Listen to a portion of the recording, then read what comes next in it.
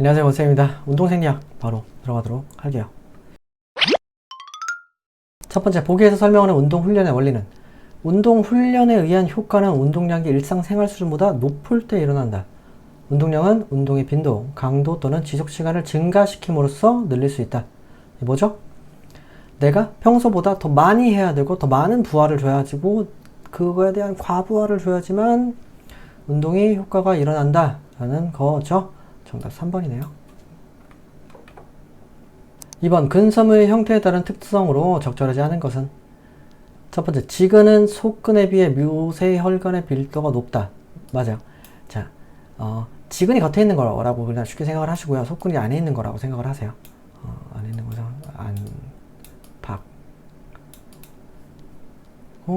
두 번째, 지근은 속근에 비해 미토콘드리아 수가 많다. 많아요. 세 번째, 속근은 지근에 비해 ATPS의 활성도가 높다. 네. 네 번째, 속근은 지근에 비해 피로에 대한 저항력이 높다. 요게 아닌 거야. 요게 아닌 거야. 속근은요, 지근에 비해 피로에 대한 저항력이 낮습니다. 그래서 더 쉽게 피로에 지죠. 정답 4번. 운동생리학은 아마 선택을 하시는 분이 적을 수도 있을 것 같기도 해요. 근데 생리학이 그렇게 어렵진 않으니까 한번 쭉 보세요. 이런 게 이제 쉬운 거야. 이런 게 이제 쉬운 거야. 세 번째, 혈액 내 산소 운반 물질은 뭐죠? 누가 옮겨? 헤모글로빈을 옮기잖아. 그죠? 이렇게 이제 간단하게 탁탁탁 나오는 것들이 있어요. 그래서 생리학도 선택할 과목에서 좀 나쁘진 않습니다. 4번, 고강도 운동 중 적산 역치가 발생하는 원인으로 적절하지 않은 것은? 자, 적산 역치가 뭐죠? 내가 운동을 할 때 그 적산이 팍 올라가는 수준의 운동 강도를 보시면 돼요. 거기에 대해 옳지 않은 거, 적절하지 않은 거 찾으래요. 자, 첫 번째, 근육 내 산소량 감소. 맞고요. 속근섬유 사용률이 증가. 맞고요. 코리사이클의 증가는 아닌데. 잠깐 기다려요. 아니에요. 이거 아니에요. 무산소성 해당 과정 의존율 증가. 맞아요. 여기가 요런 것들이 있었을 때 적산 여치가 발생을 합니다. 코리사이클은 뭐냐면요. 근육에서 이제 적산이 발생을 했잖아. 이게 혈액을 거쳐서 간에 갔다가 다시 혈액에 와서 다시 근육으로 돌아가서 다시 사용되는 거. 이 사이클을 코리사이클이라고 합니다. 요 내용은 아니에요. 3번. 5번, 보기는 췌장에서 분비되는 혈당 조절 호르몬에 대한 설명이다. 기억과 니은에 들어갈 용어로 바르게 나열된 거. 기억은 혈당 저하 시 글리코겐과 중성지방을 분해를 증가시켜 혈당을 높여주는 역할을 한다. 혈당을 높여주는 역할을 하는 건 글루카곤이에요. 이걸 분해해가지고 내가 당장 써야 되는 혈당을 높여줍니다. 니은은 혈당 증가 시 세포 안으로 포도당을 흡수를 촉진하여 혈당을 낮추는 역할을 한다. 뭐죠? 인슐린. 저 4번. 그리고 알도스테론도 잠깐 보시면 몸에 있는 이제 칼륨이랑 나트륨을 일정하게 조절하는 역할을 하는 게 알도스테론이에요. 알아두시면 좋아요. 더 나올 수도 있잖아. 그죠? 6번, 건강 체력 요소가 아닌 것은? 1번, 순발력. 순발력은 뭐죠? 기술적 부분입니다. 운동 기술적 부분이에요. 건강 체력의 요소는 아니고요. 유연성 체력 맞고요. 신체 구성 맞고요. 심폐지구력 맞아요. 이건 이제 체력적 요소인데 이건 뭐라고 그랬죠? 순발력은 운동 기술적 능력입니다. 정답 1번. 7번, 고지대에서 장기간 노출 시 나타나는 생리적 적응 현상으로 적절하지 않은 것은? 자, 그리고 훈련할 때 고지대에 가서 하시는 경우들도 종종 발생을 하죠. 왜요? 고지대에 가면 산소량 자체가 적어져요. 그래서 이제 가서 그 훈련을 하는 건데, 왜 하냐면, 자, 첫 번째, 절혈구수 증가 맞아요. 증가가 되고요. 혈액의 산소 운반 능력이 향상됩니다. 산소가 적은 걸 많이 옮겨야 되니까 향상이 돼요. 근육의 모세혈관 밀도 감소가 아니고 증가를 해요. 증가를 해서 이제 나중에 다시 고지대 훈련이 끝나더라도 이제 그 산소 운반 능력과 흡수 능력을 증가시키는데 목적을 하죠. 정답 3번이고요. 주어진 절대 강도 운동 시 폐환기량 증가. 네, 맞습니다. 적은 산소를 갖고 있는데 가서 내 신체 능력의 산소 운반 능력의 그런 사용 능력 자체를 증가시키는 거를 하기 위해 고지대로 가는 거니까. 정답 3번. 8번 보기에 기억 니은에 들어갈 용어로 바르게 나열한 것은 신경계는 중추신경계와 말초신경계로 구분된다. 말초신경계 중 자율신경계는 흥분성인 교감신경과 억제의 부교감신경으로 구분된다. 이런 문제 아주 좋아요. 어디 있어요? 1번. 9번 운동 시 폐포와 폐모세혈관 사이에서의 산소 교환율을 증가시키는 직접적 원인은 뭐죠? 동맥의 낮은 산소량으로 인해서 빠르게 찹찹찹찹 주게 되는 겁니다. 폐포랑 폐모세혈관 사이에서 산소를 이렇게 줄 수 있는 건 그 압력 차이에서, 분압 차이에서 의해서 이제 산소가 빠르게 이제 가는 거거든요. 그래서 교환을 증가시키려면 폐동맥은 낮은 산소를 유지를 해야 거기에 빠르게 찹찹찹찹 산소를 줄 수가 있어요. 정답 1번이에요. 10번 보기에 제시된 근수축 과정을 단계별로 바르게 나열한 것은 근육세포의 활동 전이가 발생하고요. 근형질 세망에서 칼슘 ion이 분비를 되고요. 축삭 종말에서 아세틸콜린을 방출하고요. ATP 분해들은 근세에서 활주를 시작하고요. 와우. 이런 문제는 봅시다. 자, 요거예요. 디귿이 먼저 아세틸콜린을 방출을 하고요. 그 다음에 근육세포에 활동 전이가 발생을 합니다. 그 다음에 근형질 세망에서 칼슘 이온이 분비가 되고요. 네, AT 분해에서 근세사 활주가 시작이 됩니다. 정답은 3번인데요. 이런 문제는 풀면 좋고 틀리면 안타깝긴 하겠지만 그래도 어쩔 수 없고 정답 3번. 11번 운동 시 비훈련자의 심혈관계 변화로 적절하지 않은 것은 적절하지 않은 것. 첫 번째, 최대 강도까지 운동 강도에 비례하여 심박수가 증가하였다. 네, 맞아요. 최대 강도까지 운동 강도에 비례하여 심박출량이 증가하였다. 맞습니다. 최대 강도까지 운동 강도에 비례하여 1회의 박출량이 증가하였다. 심박출량 전체의 박출량은 증가하지만 1회의 박출량 증가는 이건 지속적인 훈련이 필요로 합니다. 그거 하는 중간에 이렇게 막 변하진 않아요. 3번이 정답이겠네. 네 번째, 최대 강도까지 운동 강도에 비례하여 동정맥 산소차 증가. 그치. 산소를 여기선 빨리 썼고 저기선 적게 썼으니까 그 차이가 증가를 했겠지. 네, 정답 3번. 12번 보기에서 제시된 운동 단위에 대한 설명 중 옳은 것을 있는 대로 고르세요.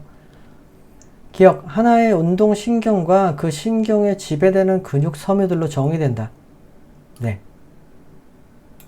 니은, 운동 신경에 연결된 근육 섬유가 많을수록 큰 힘을 내는 데 유리하다. 그럼요, 당연하지.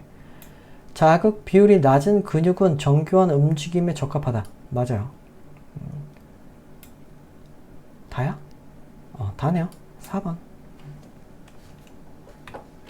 13번 호흡 교환율이 보기와 같을 때 생리적 현상에 대한 설명으로 가장 적절한 거. 자, 호흡 교환율은요, 뭐냐면요, 산소 소비량에 대한 이산화탄소 소비량을 이제 나눈 거예요. 나눈 건데, 보통 이제 1.0, 0.8, 0.7 이렇게 이제 구분을 해 놓습니다. 1.0 상황에서는 이제 순수하게 탄수화물만 사용되고 있는 상황이에요. 그래서 이런 상황들, 요 상황, 이산화탄소 생성량이 산소 소비량보다 많을 경우 1.0 정도. 이것도 마찬가지. VO2 max 80% 이상 고강도 운동을 수행하고 있다. 이때도 이제 1.0 상황으로 보고요. 0.8의 상황일 때는 요때예요. 주로 이제 지방이 태워지고 있는 상황입니다. 지방이 태워지고 있는 상황이고요. 0.7의 경우에는 이제 100% 거의 대부분 이제 지방울이 사용되고 있을 때, 낮아질수록 지방 사용량, 올라갈수록 이제 탄수화물 사용량이 늘어난다고 보시면 돼요. 정답은 일단 2번이에요. 네, 지금 0.8이면 에너지 대사 연료로 탄수화물 전혀 사용되고 있지 않다. 전혀 사용되고 있지 않으려면 0.7. 이렇게 구분하실게요. 알면 좋고, 모르면 찍어야 되겠는데, 생리학 보는 사람 많을까? 모르겠네. 14번 장기간의 규칙적인 유산소 훈련에 따른 생리적 적응 현상으로 적절하지 않은 것. 첫 번째, 근섬유의 항산화 능력 향상. 맞습니다. 규칙적인 유산소를 했대. 그때 생리적으로 몸이 어떻게 변했냐를 보는 거잖아요. 두 번째, 지근섬유의 석군섬유로의 전환. 전환이 되진 않아. 전환이 되진 않아요. 바뀌진 않죠. 세 번째, 근섬유의 미토콘드리아 밀도 증가 맞고요. 최대한 운동 중 지방 대사 능력의 향상 맞습니다. 네, 정답은 2번. 지근섬유가 속근섬유로 전환이 되려면 무산소 트레이닝이 필요로 해요. 무산소 트레이닝이 필요로 합니다. 유산소는 아니에요. 15번, 보기에서 설명하는 호르몬은 운동 시 부신 수질로부터 분비가 증가되고 간 근육의 글리코겐 분해를 촉진시키고 심박수와 심근의 수축력을 증가시키는 건 뭐죠? 에스트로겐 아니죠. 이 여성 호르몬이 아니에요. 에피네프린 이거예요. 성장 호르몬은 성장시키는 거겠지. 갑상선 자극 호르몬은 갑상선 상피세포를 증가시키는 겁니다. 여기 정답 2번 에피네프린. 16번, 보기의 지방에 대한 설명 중 옳은 것으로만 묶인 거. 기억, 지방은 유리지방산 형태로 지방 조직과 골격 기능에 저장된다.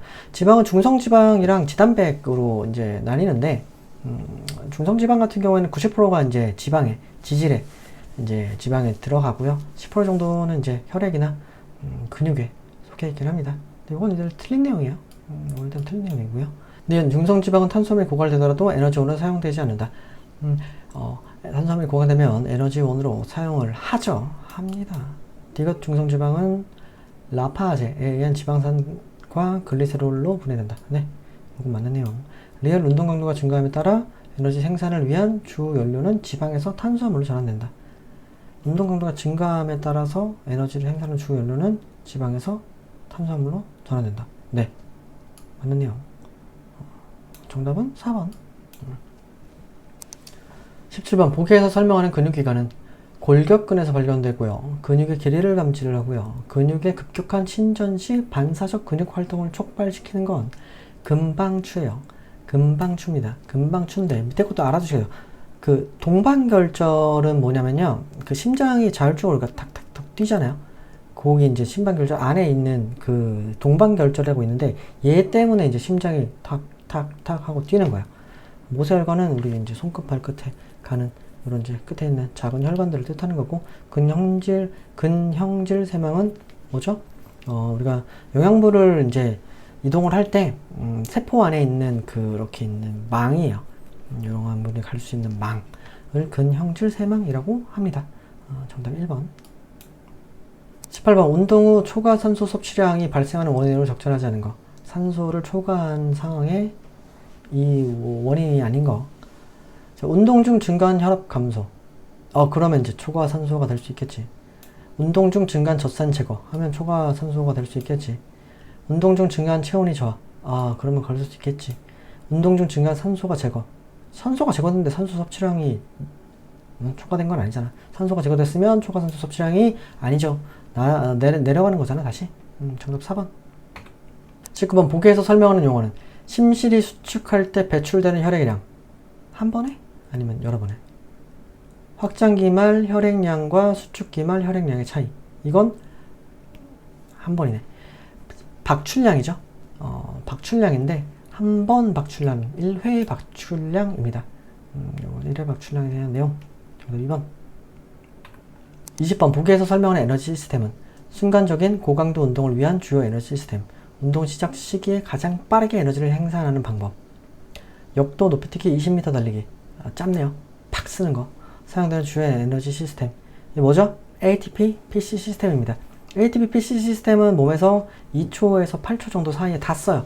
다 쓰고 이제 그 이후에 다른 에너지원으로 젖산을 사용한다든지 지방을 사용한다든지 에너지원이 바뀌게 되죠. 그래서 1차적으로 바로 쓸 수 있는 건 ATP PC 시스템입니다. 정답은 1번. 네, 여기까지네요. 요 과목은 많이 볼진 모르겠지만 또 봐봐요. 뭐 그렇게 어렵지 않아요. 저는 역사보다는 얘가 조금 더 쉽다라고 생각을 하긴 하는데 뭐 사람마다 개인차 따라 다른 거니까 그렇게 보시고 다음 것도 보도록 할게요.